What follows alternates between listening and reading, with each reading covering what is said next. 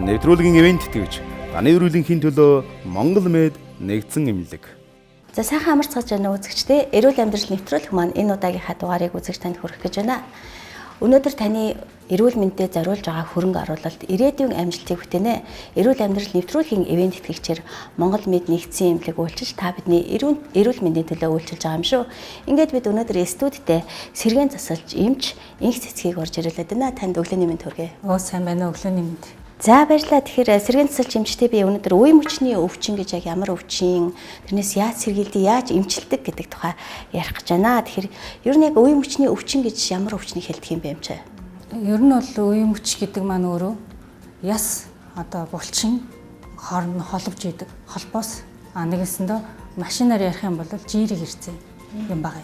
Энэ дээр үений бүтцийн зураг байна л да. Энэ дээр хэвийн үе өвдсөн байгаа үеийг харуулсан.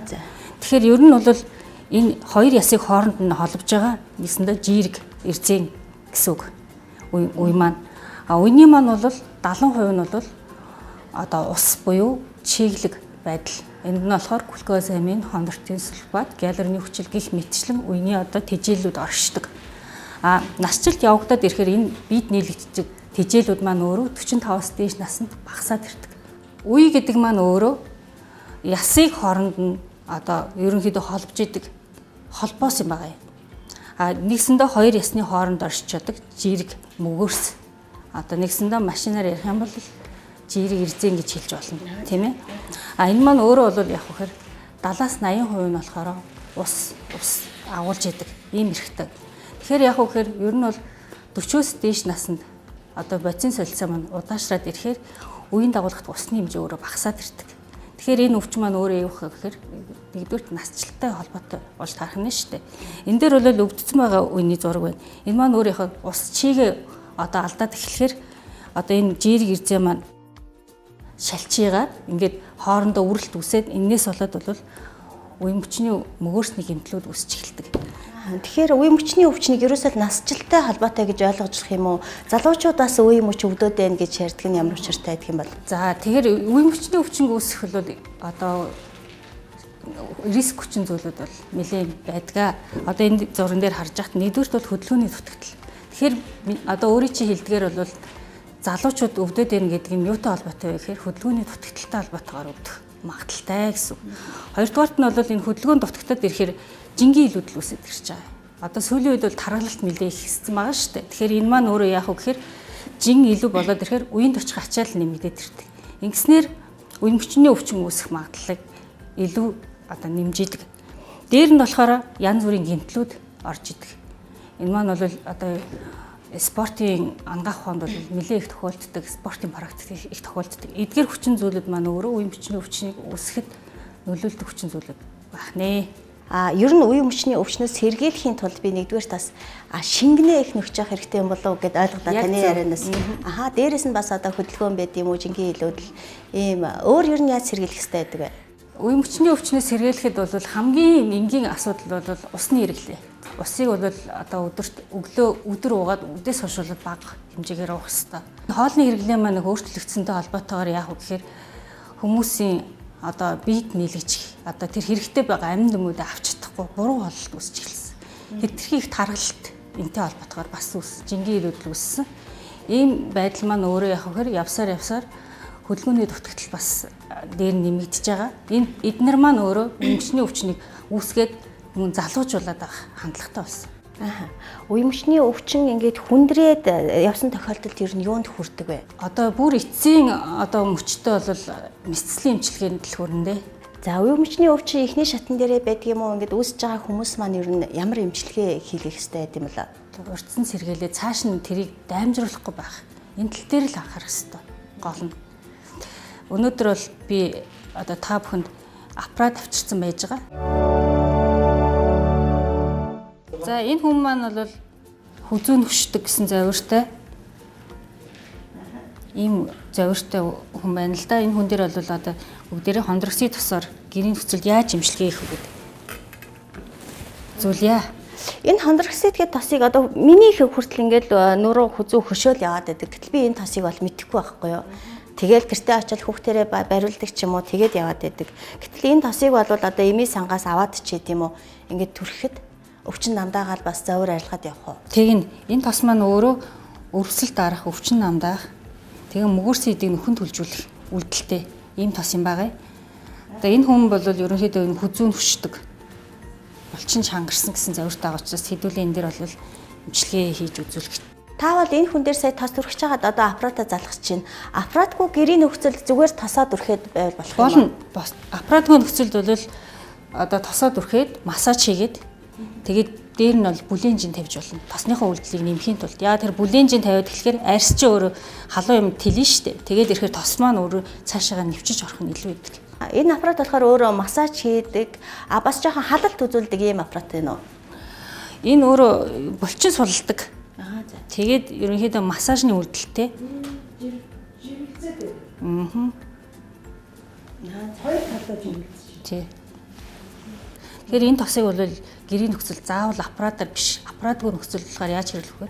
Өвдгөндөө юм уу? Одоо тэр өвдөж байгаа хэсэгтээ нингэн түрхээд тэгээд ер нь түрхэж байгаа газараа тос учраас тэрийг шингээхийн тулд баг зэргийн массаж хийгээд үйлдэлээ нэмэхийн тулд өдрийн гэрэл ширин шийдэн байдаг шүү дээ. Ширин шийдэн одоо нэг өдий дайнից 20 см-ийн зайтай. За нэг 15 минут орчим ингээд байрлуулад одоо өвдөг өвдлөхөд өвдгөндөө түрхэж шүү дээ. Тэгээд 20 см орчим байрлуулад ингээд 15 минут гэрлээ тусгачиж жагаад массаж хийж өгч болно. Нуруу өвдлөхөд нуруунд амун түрхэж жагаад одоо гэрлээр массаж хийж өгч болно. За гэрэл байхгүй тохиолдолд яаж хийх вэ гэвэл одоо энийг түрхээд илж жагаад тос маань жоохон шингээд ирнэ шүү дээ. Тэгэнгүүт нь бүлийн сайхан халуун жин тавиад өгчөж болно. Тэгэхээр үзэгчд маань настай ахмадууд маань за бас жин ихтэй хүмүүс маань өвдөөд өвдөгний нүхээр хатгаад гэддэг зовиртой явдаг шүү дээ. Ийм хүмүүс бол энэ тосыг аваад түрхээд одоо сая гэрэл байвал гэрлэр сайхан шарж өгөх нь шүү дээ тийм. Ингээд энэ тосыг ер нь ямар хугацаагаар хэрэглэх ёстой нэг өдөрт хэд удаа гэдэг тийм завар бий. За энэ тос маань бол ерөнхийдөө бол өдөрт боломжтой бол 3 удаа өвдөд байгаа нөхцөлд хэрэглүүл илүү их үр дүнтэй.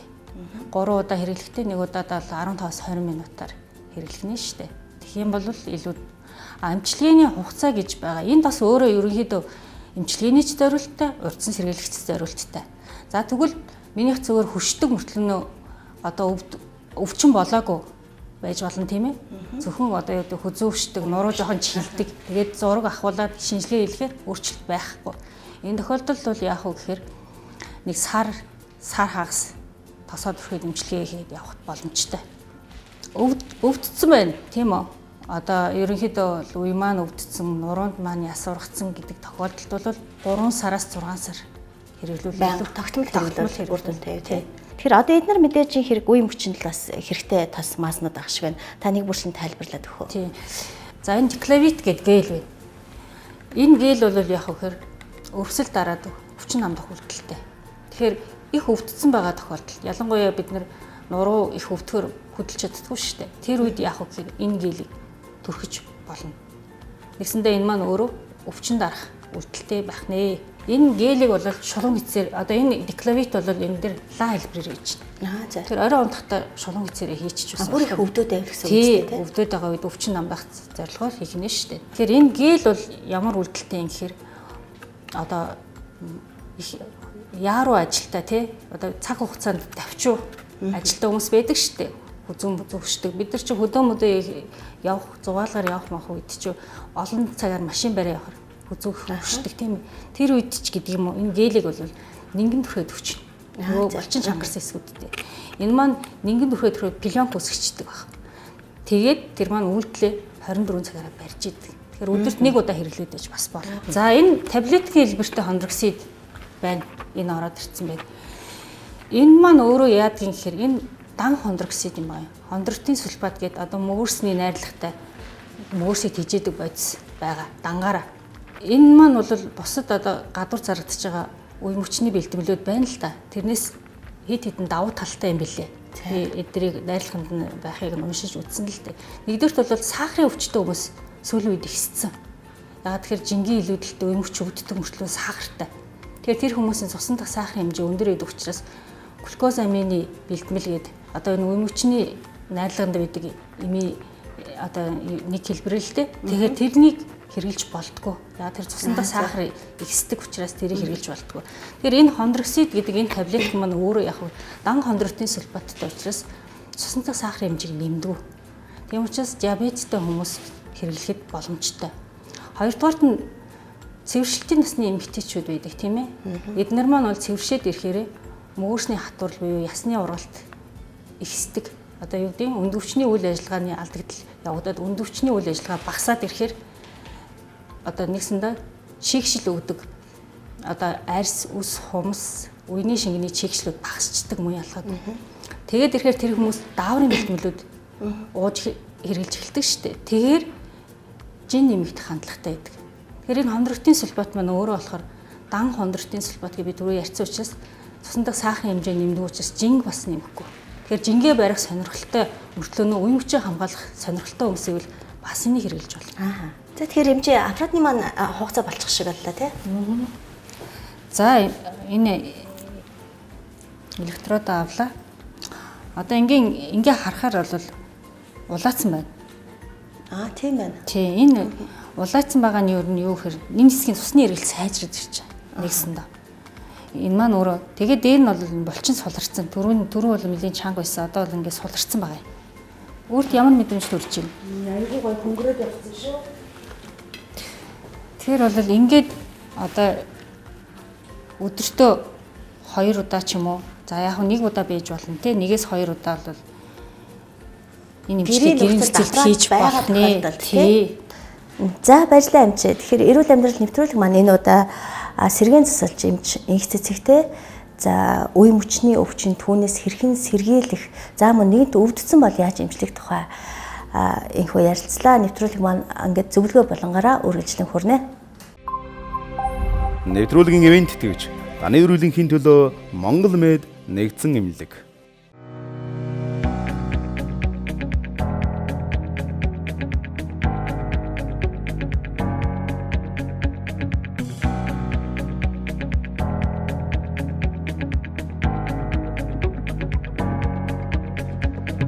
Эрүүл Монгол хүний төлөө Монгол Мед нэгдсэн эмнэлэг. Алтан үнжилгт улагчин дахиад жилийг өгтөж, азмол их дэлгүүрийн зүгээс зарласан хямдрал худалдан авагчдын хүсэлтээр 2 дугаар сарын 17-ны өдрийг дуустал үргэлжлүүлэхээр боллоо. Сар шиндээ сайхан шинлээрэ. Алтан үнжилгт улагчин дахиад жилийг өгтөж, азмол их дэлгүүрийн зүгээс зарласан хямдрал худалдан авагчдын хүсэлтээр 2 дугаар сарын 17-ны өдрийг дуустал үргэлжлүүлэхээр боллоо. Сар шиндээ сайхан шинлээрэ. Үе мөчөөрт нь хатгаж өвдөж зовоогод байна уу? Хондроксид. Үе мөчийн хөдөлгөөн нь өвчин намтаач нөхөн төлжүүлнэ. Хэрэглээд үз. Бүх эмийн сангуудаар дулаан алдагдлын асуудал таныг зовоож байна уу? Монголын барилгын салбарт дулаан алдагдлын асуудлыг шийдээд байгаа сүүлийн үеийн шилдэг бүтээгдэхүүн болох Корунд брендийг танилцуулж байна. Нано технологийн аргаар гарган авсан бичил вакуум бөмбөлөг нь дулаан тусаарлалтын өндөр зэрэгтэй бөгөөд 1 мм зузаан түргэлэг нь 50 мм-ийн эрдэс хүнтэй тэнцэнэ. Дотор ханаас 1.5 мм-ийн зузаан түрхэхэд таны байрны дулаан алдагдлын асуудлыг бүрэн шийдэх болно. Ашиглах гадаргуунаас хамаарч 4 төрөл байна. Орон сууц, барилгын дотор гадна хана, нефт химийн бүтээгдэхүүн хадгалах сав, тээврийн хэрэгсэл, дулааны шугам хоолойн дулаан зэрэгт ашиглаж болно. Корундыг дурын өнгөнд оруулан ашиглах боломжтой. Үндсэн 4 төрөл байдаг бөгөөд сантал, мөөгөнцөр, дулаан алдагдлын асуудлыг будаг шиг түрхэд л хялбархан шийднэ. Корунд будаг шиг түрхэд дулаан алдагдлыг мартаарай. Эрчүүдийн асуудлыг ингэж шийднэ. Төрөө булчирхан үрвсэл, бэлэг эрхтний хөвчрөл, чадвархыг нэмэгдүүлнэ. Чангар Витапрост. Бүх эмийн сангуудаар Алтан үнжилгт улагчин дахиад жилийг өгтөж, азмол их дэлгүүрийн зүгээс зарласан хямдрал худалдан авагчдын хүсэлтээр 2 дугаар сарын 17-ны өдрийг дуустал үргэлжлүүлэхээр боллоо. Сар шиндээ сайхан шинлээрэ. Эрүүл Монгол хүний төлөө Монгол Мед нэгдсэн эмнэлэг. Олдхуяа бэрх хүний төрөл, эвдэрхүүя хялбар хүний бий. За нэвтрүүлэг маань нараа эмчийн зөвлөгөө болонгаар үзэгч танд үргэлжлэн хүрч байна. Сар шинд өгч байна. Тэгэхээр нараа эмчтэй бид сар шинийн эдийн ундааны тухай ярилцахаар ирээд байгаамаа. Бууз маань шийх асуудал дээр. За яг тэрийг бол би зүгээр яг эмчүүний хувьд хэрэглээнээс гаргаж ингээ бодоход ийм байх хэрэгтэй болов уу гэж бодож байна л да. Яг тэгжил зөвлөгөө өгөх хэрэгтэй болов. Ер нь бол хүн чинь одоо манай нэг бууз чинь бол 70 г ахал ордог гэж байгаа шүү дээ. Тэгээ 70 яг нормороо тийм юм бил. Тэгэхээр хүн өдөрт 100 г ахал идэх одоо хүчин чадалтай бие организм тий. Гээд бодоход одоо бид нар хэдийн хэмжээний бууз идэх вэ гэдэг нь ойлгомжтой болчихж байгаа байхгүй. Тий. Тэгэхээр бид нар бол би бол хүмүүс одоо юуг санал болгож байгаа гэхээр үгүй махын баг болгоё. Махаа одоо байцаа маханда холиоч, ногоо холиоч. Эсвэл ногоотой бууз хийгээч. Ногоотой бууз хийгээд одоо хүмүүс биеийнхээ өрсөлдөй л дээ, тийм ээ. Ямар одоо хэний ногоотой, ямар холцтой хийсэн ногоо илүү гоё амттай байна вэ гэдгийг.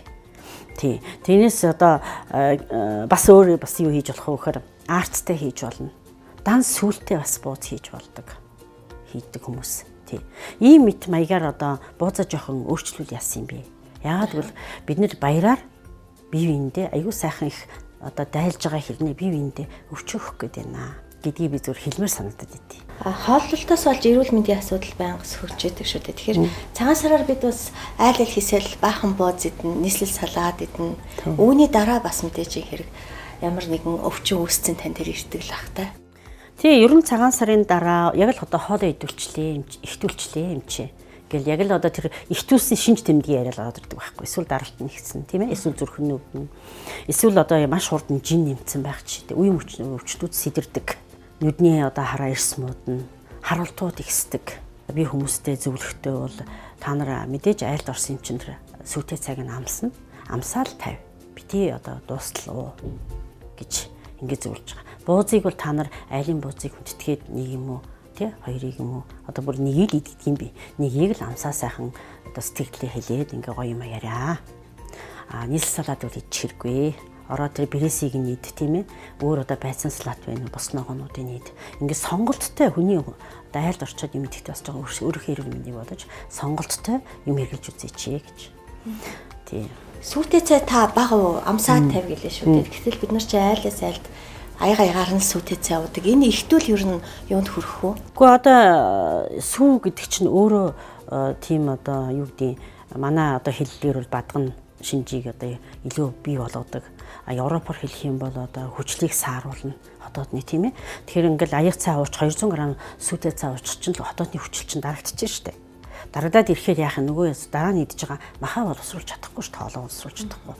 Эннээсээ болоод юу үсгүй нөгөө ходоодны боловсруулалт чинь зөв явагдахгүй бас болоод нойр улчхаан тачаал ирнэ шүү дээ. Нойр улчхаан тачаал ирнэ. Дараа нь илгэн тачаал ирнэ. Тийм учраас бид нар энэ одоо хэрэглээг бол мэдгүй юм. Бид нар илэн цууданд тэгж идэж ууж исэн ч юм уугүй ч бид нар мэдэхгүй шүү дээ. Ер нь бол зүгээр энийг л одоо ухамсартайгаар бид нар энэс бол өөрсдөө гаргалгаа гаргах хэрэгтэй.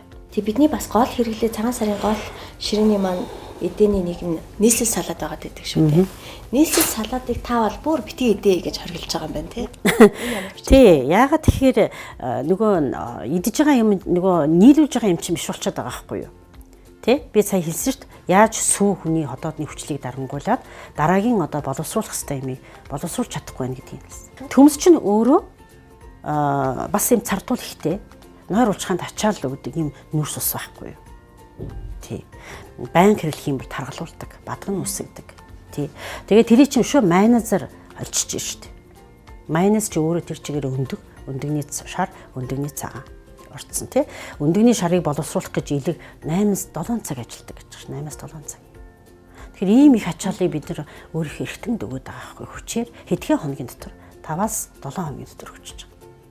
Тэгэл бид нэр яг энэ одоо бүтэн жил өөрсдийнхөө эрүүл мэндийн төлөө гоё явж явчаад магадгүй цагаан сараар харин жинхэнэ шинэ өвчин авчрах юм магадлал өнтертэй болж байна. Бас ууцны асуудал гэдэг шүү дээ. Монголчууд бид ч одоо ууцаа тавьчаад энэ партай байшинд байдаг юм уу?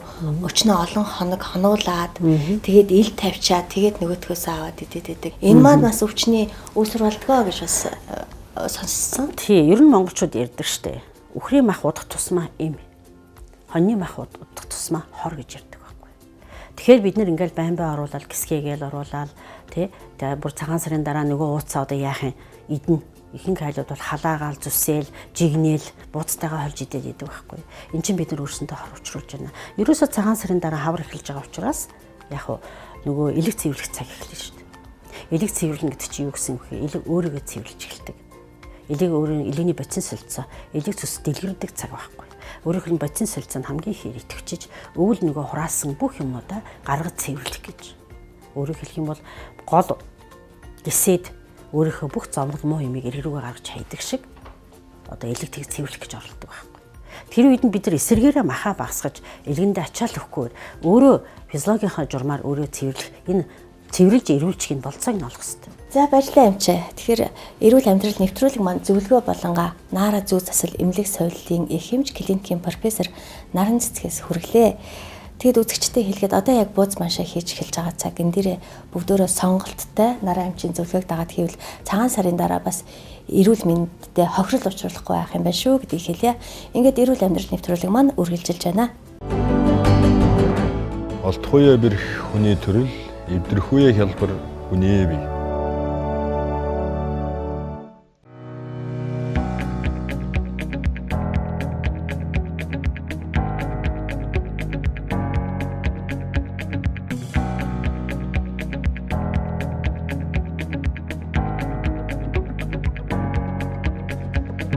Эрүүл Монгол хүний төлөө. Монгол Мед нэгдсэн эмнэлэг. Алтан үнжилгт улагчин дахиад жилиг өгтөж, азмол их дэлгүүрийн зүгээс зарласан хямдрал худалдан авагчдын хүсэлтээр 2 дугаар сарын 17 өдрийг дуустал үргэлжлүүлэхээр боллоо. Сар шиндээ сайхан шинлээрэ. Алтан үнжилгт улагчин дахиад жилиг өгтөж, азмол их дэлгүүрийн зүгээс зарласан хямдрал худалдан авагчдын хүсэлтээр 2 дугаар сарын 17 өдрийг дуустал үргэлжлүүлэхээр боллоо. Сар шиндээ сайхан шинлээрэ. Эрчүүдийн асуудлыг ингэж шийднэ. Төрөө булчирхан өрөвсөл, бэлэг эрхтний хөвчрөл, чадвархыг нэмэгдүүлнэ. Чангар Витапрост. Бүх эмийн сангуудаар. Эрүүл Монгол хүний төлөө. Монгол Мед нэгдсэн эмнэлэг. Алтан үнжилгт улагчин дахиад жилиг өгтөж, азмол их дэлгүүрийн зүгээс зарласан хямдрал худалдан авагчдын хүсэлтээр 2 дугаар сарын 17 өдрийг дуустал үргэлжлүүлэхээр боллоо. Сар шиндээ сайхан шинлээрэ. Алтан үнжилгт улагчин дахиад жилиг өгтөж, азмол их дэлгүүрийн зүгээс зарласан хямдрал худалдан авагчдын хүсэлтээр 2 дугаар сарын 17 өдрийг дуустал үргэлжлүүлэхээр боллоо. Сар шиндээ сайхан шинлээрэ.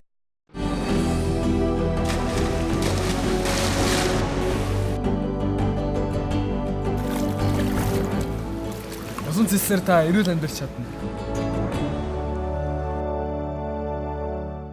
Үзэгчдээ бид нэвтрүүлгийнхаа эрүүл хөдөлгөөн болонгаар усан бассейны хичээлийг ээлж дараатаагаар мэрэгжлийн багшийн удирдлагын дор зааж байгаа. Төв бассейнаас хүргэж байгаа уг хичээл маань танд 3 дахь дугаараа хүрэхэд бэлэн болж энэ үеийн удаагийнхаа дугаарыг хүлээн авч үзсэн.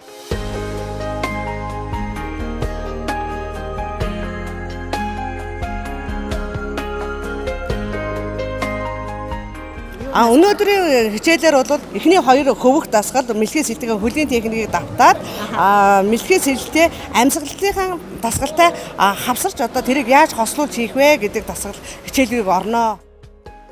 Одоо хүн зогсолтгүйгээр 100 м, км, 500 м, 5 км-гээ зогсолтгүй гол сэлдгийн учир бол амьсгалын дасгал. Усан дотор усан орчинд бол амьсгалын дасгалыг хийхдээ амаараа гүн амьсгаа авна. Хизээч хамраараа амьсгаахгүй. Хүн ингээд агаар дээр байж хахад бол зөвхөн хамраараа амьсгаа аваад явдаг штэ. Усанд бол хизээч хамраараа амьсгаахгүй. Авсан амьсгаагаа гэж гүн аваад авсан амьсгаагаа толгоогоо усан дотор дүрээд хамраараа 3-аас 5 тоннд маш зугуухан тайван үлээж гаргана. Тэгтээ хүчтэй.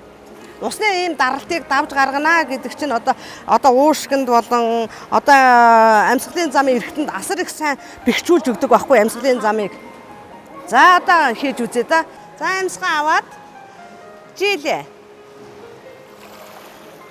За хөлөө аяахан татаад жилээ. За усан дотор амьсгаа сая үлээсэнгөө. За үлээгээд түлхлээ. Үлээгээрээ. Одоо сайн байна. Сайн. Одоо ахаад амьсгаа авлаа. Хөлөө жилээ. Одоо ахаа амьсгаа үлээлээ маш. Усан цэлт бол одоо нууралт шиг, гимнастик шиг одоо сакс волейбол шинээр тоглож сурж байгаа юм шиг нас агсан хүмүүс бол тэгж бодог. Тим юм биш байхгүй юу? Одоо жишээ нь гарын техник гэхэд бугаагаараа нуглаад уушин тавьчихна. Хөлгөх чинь дахимаараа нуглаад тойруулаад түлхэх чинь. За амьсгал гэдэг чинь амаараа гүн аваад усан дотор хамраараа үлээчихнэ. Ерөөсөө энэ гурвыг нийлүүлэхтэй зэрэгчл усан цэлт болчихж байгаа байхгүй юу? За тэгээд бид нар бол эхний ээлжинд усанд хөвхийг ойлгочлоо. Хоёрд нь мэлхий сэлтгийн хөлийг үзчихлээ. Гуравт нь амьсгалаа үзчихлээ. Амьсгалаа одоо мэлхий сэлтгийн хөлтэй нь хослуулчихжээ. За одоо энийг ахаад нэг давтчихъя. За ингээд мэлхий сэлтийн хөлийнхөө хөдөлгөөнийг амьсгалтай ингээд зохицуулаад энэ усандаа маш сайн хийж байна. За өнөөдрийн хичээлээр бол амьсгал хөлийн техникийг ингээд сурлаа. Усан сэлтийг бол ямар ч насны хүмүүс бол иймэрхүү богино хугацаанд бол сэлээ сурчнаа. Ерөнхийдөө бол хэтэрхий жоохон хүмүүс бол жоохон цаг дарна. 65 хүртэлх насны хүмүүс бол өнөөдөр манай бассейнд бол хамрагдж байгаа. Энэ хүмүүс нь бол нэлээд даралт ихтэй, сахартай, хөдөлгөөний дутмагшилд нэлээд орцсон, нойр муутай, өндөр даралтай байсан бол нэг 2 сар хичээлсний дараагаар бол даралт хэвийн бол цаахан нь буурч, жин нь 10 хэдэн хилээр хаягдсан. Энэ хүмүүстэй дараа та бүхнийг танилцуулнаа. За усандаа дасаад янзтай сайхан мэлхий сэлтийн хөлийн техникийг амьсгалтайгаа маш сайн зохицуулж сурлаа.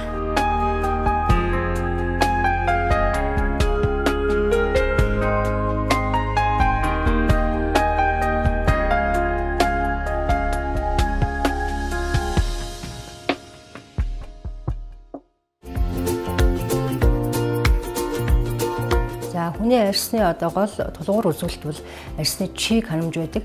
Чигийн баланс алдагдсанаас арьс маань хуураших, үршлэедэх, мөн тэрчлэн арьсны өнгө гундах, харлах, сэх нөсөдөх олон асуудлууд үүсдэг.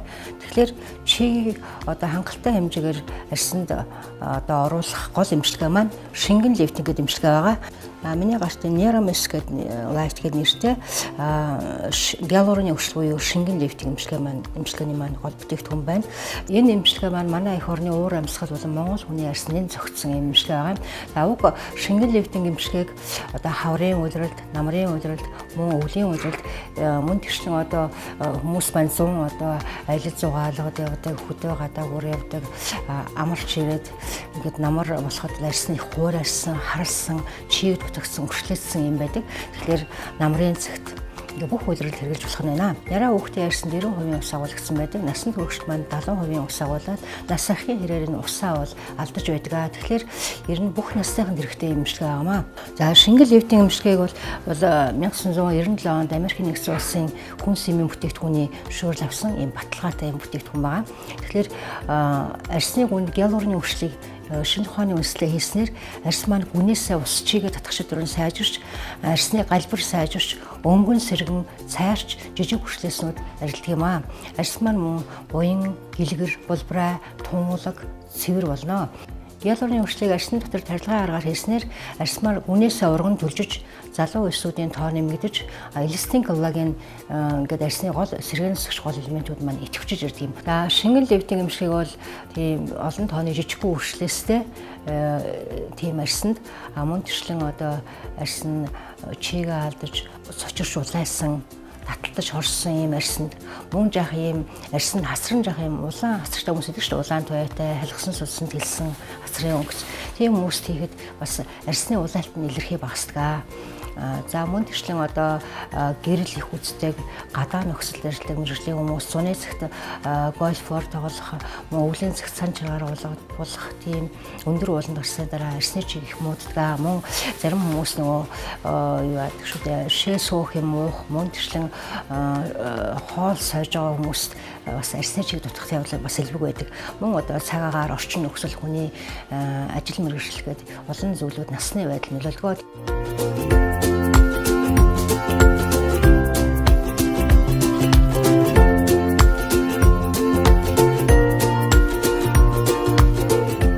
Өөрийнхөө арьсанд хүссэн хэмжээний чийг олж авъя гэвэл манай шингэн лифтинг эмчилгээг 100-ны эмэгтэйчүүд нэмэлт маань ирж хийлгүүлээрэй.